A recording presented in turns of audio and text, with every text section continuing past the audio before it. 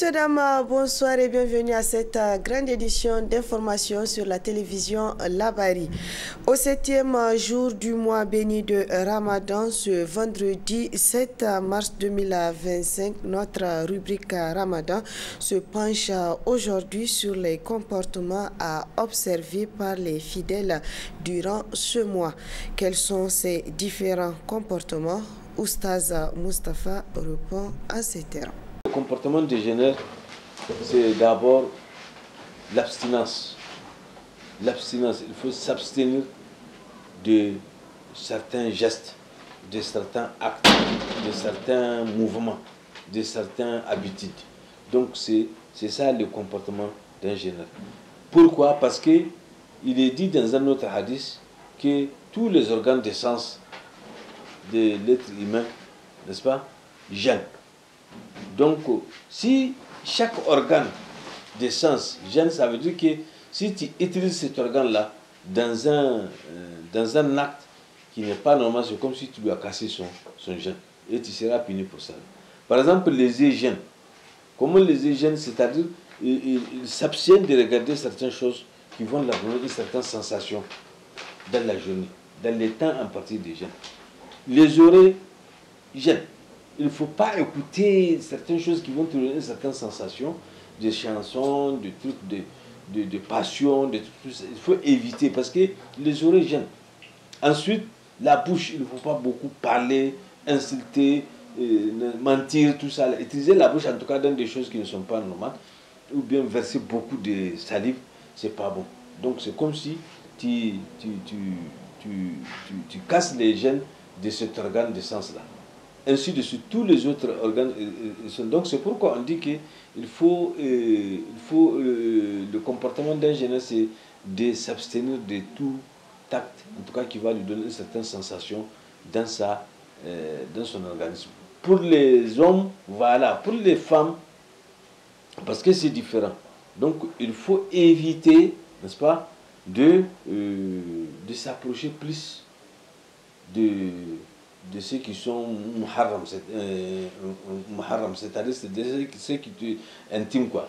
Ton intime, il faut éviter de l'approcher, il faut éviter de partager ta voix, lever ta voix jusqu'à ce que quelqu'un ait goût de ça, tout ça là. Donc aussi, il faut surveiller les règles menstruelles. Quand on est en règle menstruelle, donc on est suspendu de tout gêne. Ou oui, on est dans les centres d'accouchement. Là également, on suspend pour une femme, donc son comportement devrait être différent de celle qui n'est pas en jeûne. Ensuite, il faut aussi s'habiller de manière décente pour ne pas donner, n'est-ce pas, donc la tentation aux hommes qui sont jeûneurs, ou bien la tentation même pour d'autres femmes, ou bien tes enfants. Donc il faut éviter tout ça là. Donc voilà le comportement des choses. Donc il devrait être humble, les jeûneurs devraient être bien maîtrisés, n'est-ce pas? Il devrait s'abstenir de tout ce qui n'est pas bon. Voilà à peu près s'il faut définir le comportement d'un jeûneur, homme ou femme, voilà comment ça doit être. En cette période de Ramadan, le cure-dent est utilisé par bon nombre de jeûneurs. Pourquoi le cure-dent est utilisé? Comment l'utiliser? Élément de réponse dans ce reportage signé Nafisa Zakou. En cette période de carême, les cure-dents sont de plus en plus utilisés par les fidèles musulmans. Ceci pour plusieurs raisons. Nous utilisons le cure-dent pour changer l'odeur de nos bouches et éviter de verser beaucoup de salive. Nous utilisons le cure-dent pendant le ramadan pour ne pas avoir soif et ça humidifie la bouche. Comment utiliser les cure-dents pour bien accomplir son jeûne? Par rapport au cure-dent, en principe, tant qu'il n'y a pas un goût assez prononcé lorsqu'on met dans la bouche, un goût acide, un goût amer par exemple, et là également il suffirait de le cracher, la miséricorde d'Allah est infinie, mais je pense bien qu'il y a des cure-dents qui sont appropriés. Et vous avez avec nos vendeuses des cure-dents, même pas forcément les cure-dents qui viennent de la Mecque. Le souhaitable, c'était peut-être ça, mais pas forcément, tant que donc ce petit bâtonnet est reconnu dans une région donnée comme servant de cure-dent et qu'il a des propriétés telles que ça n'a pas un goût qui peut déranger, qui peut l'autre là exciter les papilles, etc. Ce n'est pas un problème. Mais le cure-dent le mieux indiqué, puisqu'il y a un mieux quelque part, c'est Oud al-Arak qui a été utilisé par le messager d'Allah sallallahu alayhi wa sallam. Et lorsqu'on a passé Oud al-Arak au laboratoire, eh bien, on s'est rendu compte que la sagesse d'Allah est infinie, que Oud al-Arak, c'est une brosse à dents au milieu de sa pâte dentifrice. Selon toujours Cheikh Ben Salah, l'utilisation d'une brosse à dents avec pâte dentifrice n'est pas interdite en l'islam pour peu qu'on prenne soin de ne pas avaler ce qu'on a dans la bouche.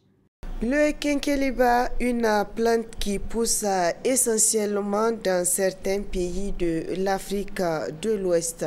Pendant cette période de Ramadan, il est beaucoup consommé par les jeûneurs. Détail dans cet élément qui va suivre. La tisane de longue vie, communément appelée Kenkeliba, fait partie de la grande famille des Combretacées, une plante qui pousse essentiellement dans certains pays de l'Afrique de l'Ouest. Les feuilles séchées sont consommées par infusion avec ses multiples vertus. Kenkeliba ce kuma magani ce. Bancin magani ce, tana da taimako iri-iri. In dai kana da kokarin shanta, kana daurewa, kana shanta ba ka sha ba yau, gobe ka yar. Ka sha jibi, gata ka yar. Le Kenkeliba est un produit médicinal. S'il est consommé régulièrement, il traite plusieurs maladies, comme le paludisme, l'ulcère, le diabète, la fatigue générale, l'hypertension et autres. Tana maganin rana, tana maganin pali, tana maganin estoma, tana maganin tension, tana maganin diabète. Ke, wallahi ma wanda ma na sani da na hodi. La commercialisation de cette plante médicinale, une activité qui nourrit son nom.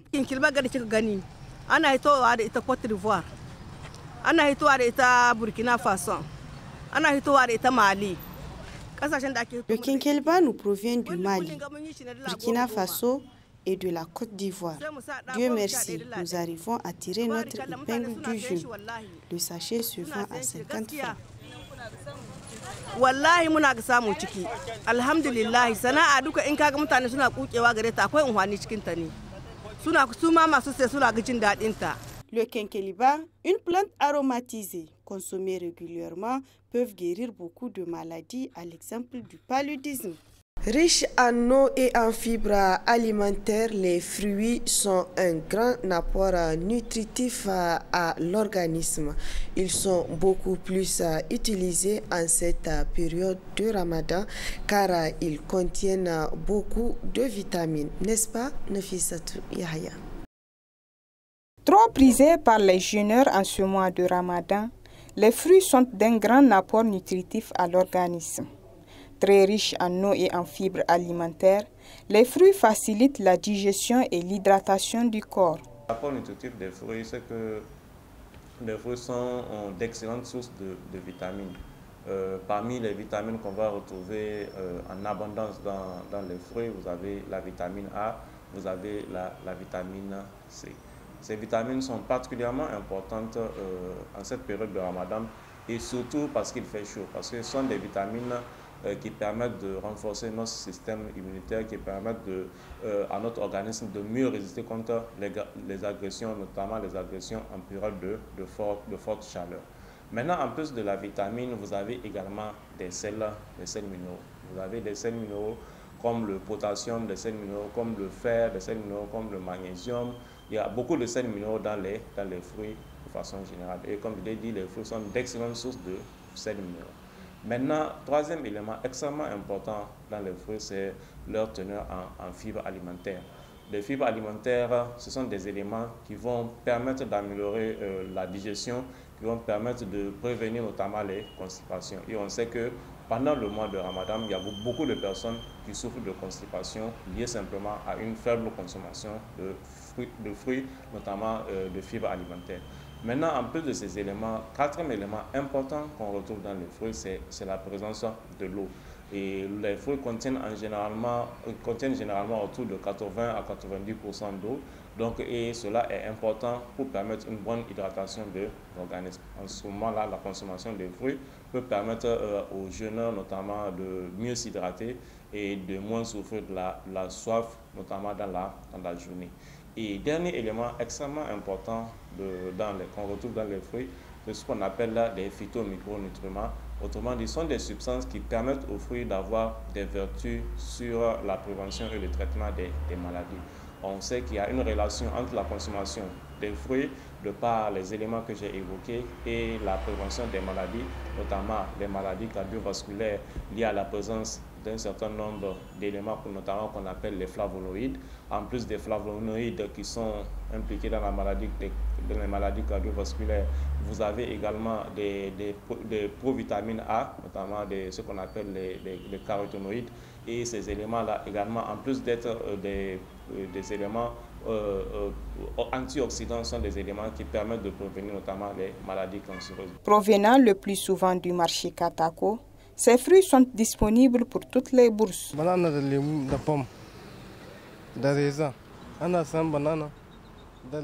Je vends des fruits, la banane, l'orange, la pomme, la pastèque, le raisin et autres fruits. Le kilo de la banane est à 700 francs CFA, l'orange également. Le kilo du raisin est lui à 4000 francs. Cependant, il est à pour toutes les bourses. En ce mois de Ramadan, la consommation des fruits est fortement recommandée pour compenser l'alimentation du jeûneur qui peut s'en procurer sur presque tous les carrefours de la ville. Et pour constater de visu, une de nos équipes a fait le tour du marché Dar es Salaam pour voir le prix des condiments en cette période de Ramadan également. Détail dans ce reportage signé Nafissatou Yahya et Ibrahim Abdou. Entre autres produits prisés par la population en cette période de Ramadan, l'oignon, la tomate, la pomme de terre, le poisson et la viande, utilisés pour concocter des mets afin de garnir la table en fin de journée. Ces produits sont disponibles et accessibles à des prix abordables selon ses revendeurs. Kaya danyu da sauransu dai. To muna sai da tomat, pavron, sai concombre da carrot, albasa, sai danyen miya kubewa. To ana sai da kuma tafarnuwa da. Je suis le vendeur de légumes. Pendant ce mois, la pomme de terre est beaucoup consommée. Le kilo est vendu à 400 voire 450 avant Ramadan. Maintenant, c'est à 700 le kilo. L'oignon, lui, était à 2000, mais maintenant, c'est à 1500.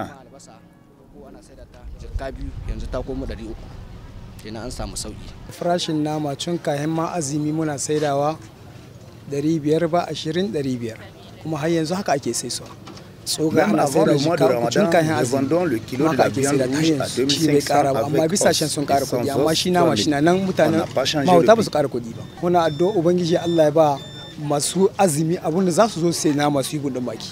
Hirman tonton ba da la haran hamisa mataka go za mu hawo man kan gadeno irgo ga ne ba son bor ku kan ka habora ni hina de ni gadu amma hun kun kai ayi wasalan ni sai kai na aban 150 francs mais de ko te ji furo krize na de ni go ne augmenter les prix wallahi wo ga ne zongugu ayi ne zongugu da woygu o bor fo mo ga hinga ne ra fo mo su ba to yadin sanu ne ayi ne si ba ba wo kin sai o deden digano bor ku kan kan ga dun hina deden di kalme hawo mo bisay sami sanoro isa tonton dir koy ba. Même constat du côté des clients qui trouvent ces produits abordables, à l'exception de la pomme de terre dont le prix a augmenté en ce début de mois. Parce que vraiment cette année, on remercie Dieu, les condiments sont moins chers et tout le monde arrive à avoir avec son budget. Par rapport aux condiments frais, quand même ça va. Ça va. J'ai rien remarqué, je n'ai pas remarqué un changement. Qu'il continue comme ça. Qu'il continue comme ça. Je suis venu acheter la pomme de terre, la carotte et autres. Je revends aussi, mais le prix de la pomme de terre n'est pas abordable.